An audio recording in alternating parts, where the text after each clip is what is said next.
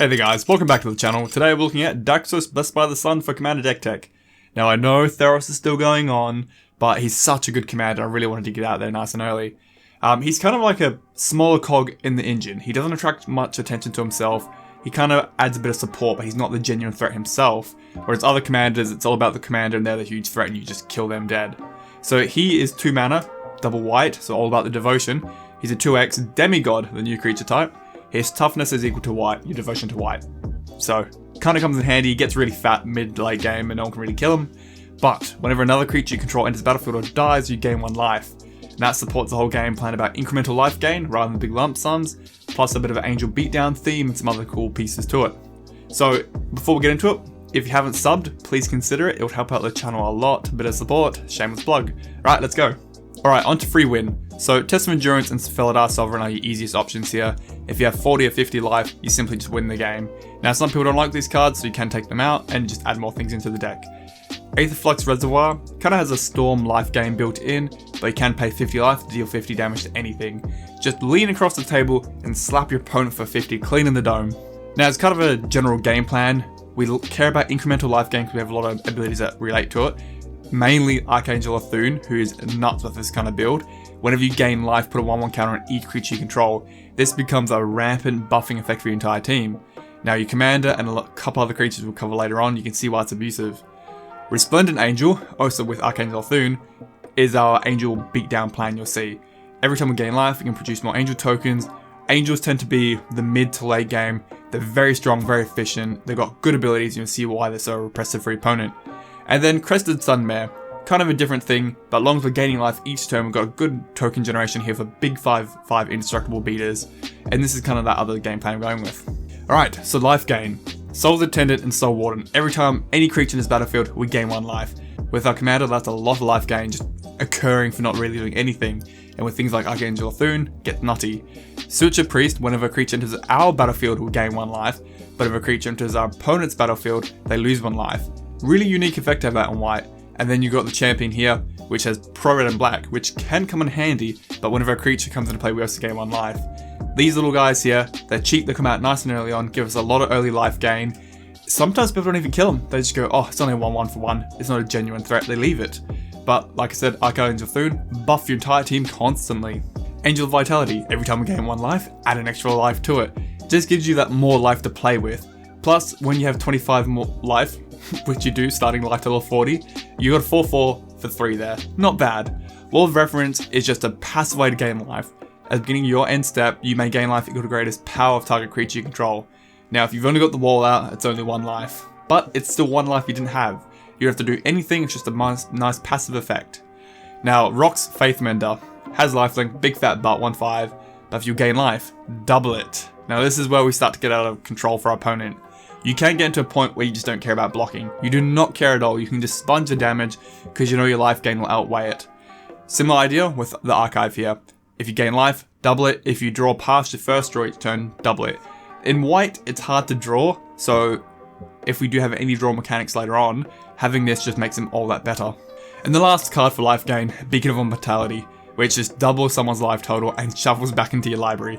Perfectly fine in this kind of deck, and you can get out multiple times if you really need to.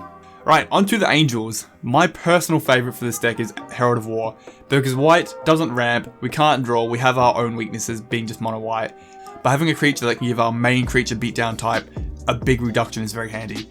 Whenever it attacks, put a counter on it. Angels and human spells cost 1 less to cast for each counter on the Herald of War. Now Archangel of Thune can be dumping counters on all your creatures, so if she's going off, she can give a ton of counters to Herald of War, which reduces all your other angels. Lyra Dawnbringer, one of the big lord effects for angels. Flying, first strike, lifelink, other angels get +1/+1 and have lifelink. Absolute bomb, 5 for 5, you're doing well. Angel of Jubilation, this is underrated angel I think. Mainly because of the mana cost, but we're mono white, so we're all about it, that devotion. 3/3 for 4, flying, but other non-black creatures you control get 1/1, and players can't pay life or sacrifice creatures to cast or activate abilities. Now, the only thing it does hurt is your Aetherflux Reservoir. So if you're trying to dome someone for 50, be mindful. Other than that in this deck, you're pretty good. Banesight Angel, just over-around, such an efficient creature, 5/5 for 5. Flying, lifelink, first strike, protection from demons and dragons, just that will come in handy, surprisingly. Just a good card all around. And then of course, Avers and Angel of Hope. Just, you win the game, everything you control is indestructible, good luck to your opponent. And two more angels I really wanted to play with, which you don't get to too often in Commander, is Gisela and Bruna. Gisela is pretty strong on her own. She's a 4-mana 4/3 with flying, first strike, and lifelink, just really efficient. But at the beginning of your end step, if you own both Gisela and Bruna, you can transform them together to get a big, genuine threat. A 9/10, flying, first strike, vigilance, lifelink, and your opponents can't cast spells with CMC 3 or less. This, if it gets out, can lock your opponent down. Then Bruna herself, the heavier casting one, big ol' 5/7 for 7, but when you cast it, you may return a target angel or human from your graveyard to the battlefield. This actually comes in handy because a lot of our big beaters are angels, so you can get a key angel back. Alright, into the taxing playstyle. Because mono white, this is probably our strongest area. We don't ramp, we don't draw too well, so a bit of tax never hurts. Michiko Konda. Because of how much life we have, we don't care about blocking, so just let your opponent come through, let them hit us, and they'll have to sacrifice permanents. Whenever a source or opponent control deals damage to you, they sacrifice a permanent. Perfectly fine. Then we have Smothering Tithe. Every time my opponent draws a card, if they don't pay 2, we get a treasure token, which kind of is ramp.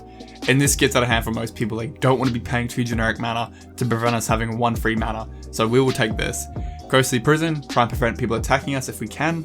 And we've got the lockdown pieces here. Between Thalia, Authoritative Consolve, and Blind Obedience, good luck to your opponent's permanents entering untapped. This gums up the board, slows them down, you get a little bit of life gain here. Blind Obedience brings Extort too, so we can start siphoning more life if we have to. And good old Grand Abolisher here just says, not on my turn please, I'm doing my thing, you can wait sir. Just good old bit of hate cards here. And just a little bit of fun one here. Orum's Chant, just 1 mana instant, target player can't play spells this turn, get them right at the beginning of their turn, try and lock them out if you can, and if you pay the kicker, creatures can't attack too. Gives you a whole turn of freedom for 2 mana essentially. Leading you to support. Now these are cards which help the deck, but they don't really fall into their own category, just a bit more random. I love Chalice of Life. You tap it, you gain 1 life, but if you have 10 or more than you're starting, you flip it. Then you can tap it, target player loses 5 life. Now if you do get to flip the Chalice, you can really start chunking away at people. 5 damage each time. Ooh, watch out. Now this is where we've got our bit of draw here, because life gain mono white draw is hard, but our best option is Well of Lost Dreams. Whenever you gain life, you may pay X, where X is equal to or less than the amount of life gained, and you draw X cards. This will be our main go-to for draw. Similar theme, Dawn of Hope. Whenever you gain life, you may pay 2 generic if you do draw a card. It can generate tokens, but we're mainly here for the life gain. The Mortal Sun does give us an additional draw on our turn, plus a ton of other benefits, which only helps the deck out. And we run Enlightened Tutor to try and get maybe these key pieces out so we have a bit more consistent draw, because we struggle there.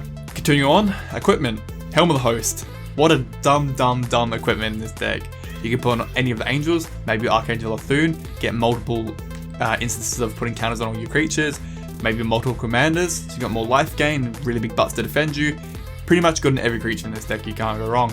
We've got both our booties here for a bit of protection because we have a lot of key creatures, but our commander being so cheap and we don't need his effect as much, you could put on other creatures if you need to.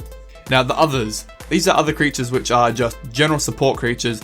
They work well with the deck, what we're doing, and they're just the other things that help you win. Serra Ascendant. Play this on turn 1 and watch your opponent just scoop and cry. As long as you have 30 more life, it gets +5/+5 and it's flying. It's a 6 mana flying lifelinker on turn 1. It's dumb. Ajani's Pridemate, every time you gain life, put a counter on the Pridemate. Between our commander and those earlier creatures which care about incremental life gain, away you go. Similar idea of Gideon's Company, except you gain 2 counters on it and it gets out of control really quickly. We do have the ability to put counters on Gideon Planeswalkers, but I felt most of the Gideon Planeswalkers didn't really help what we're trying to do. Twin Blade Paladin, again similar idea, if you gain life, put a counter on him, and if you have 25 or more life, double strike.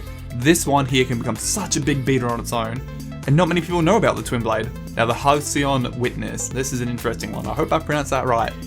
This is a weird one. So at 6 mana 4/4 lifelink, but pay 4, exchange its power with your life.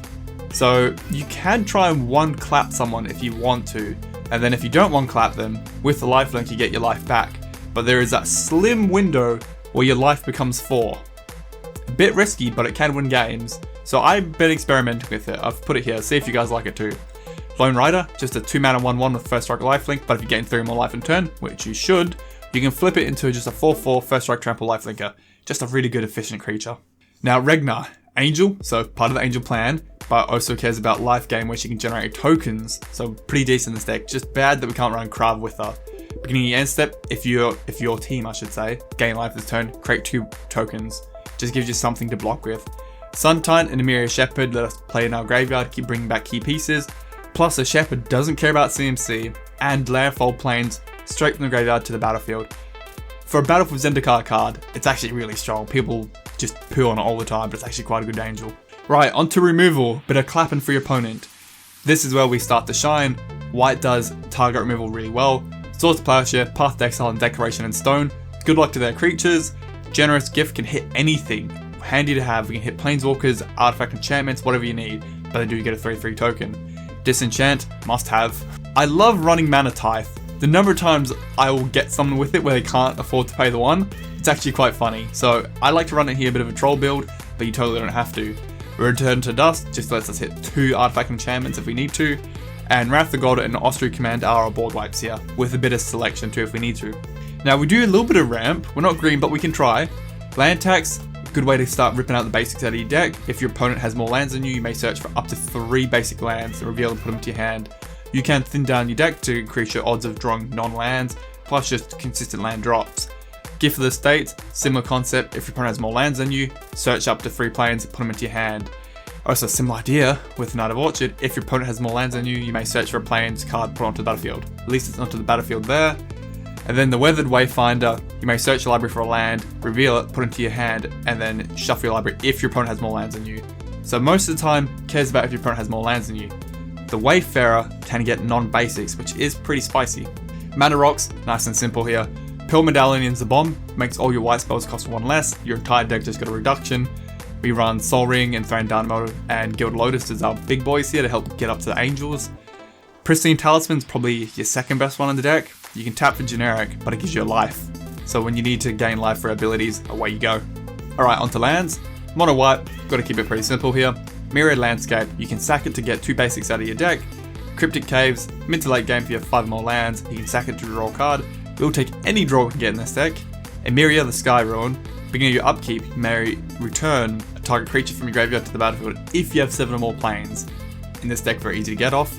And Seraph Sanction, enters the battlefield, you gain a life, which we care about, but every time an angel enters the battlefield under your control, you gain 1 life. It will gain you a bit of life across the length of a game. And nearly done, Shrine to Nyx, must have in this deck. We're mono white, devotion, we're all about it, so it produces a ton of mana. And for our planes, we run 29. Alright, so round up for Daxos. What do you think about him? The whole concept of incremental life gain, angels for beatdown, a couple little combos here to generate tokens or an army or defenders, and all about that devotion as well at the same time, so he's got a big fat butt for blocking. I think he's quite underrated. Like I said at the beginning, he's not a big threat, he's like the smaller cog in the engine. Hopefully it won't attract much of attention like other commanders, like maybe a Truxer, who you see her, she's the big cog in the engine, and you gotta get rid of that. But at least he's under the radar, hopefully won't attract attention. Mono white is hard to play. I feel like white is struggling in commander. You don't have the best cards. Being multicolor makes life a lot easier, of course. But yeah, what do you think about Daxos? I think he's great. Life game for days. It's a playstyle not many people run anymore. So let me know your thoughts, guys, and any recommendations. Thank you. Goodbye. So, another shameless plug. If you haven't subbed, please consider it. Only 10% of my viewers are subscribers. It would help that channel out a lot, shows a lot of support, and you get the video out there so more people can see it. And if you really want to support me, give the video a like. The likes in the first hour of a video push it through the YouTube algorithm and really helps the channel out even more. And special thank you as always to my patrons. You guys provide direct support to me. You let me do my hobby, let me see where I can take this and keep building on it. You guys are the #1 fans. You definitely help the channel. You are the building blocks for it. So thank you as always.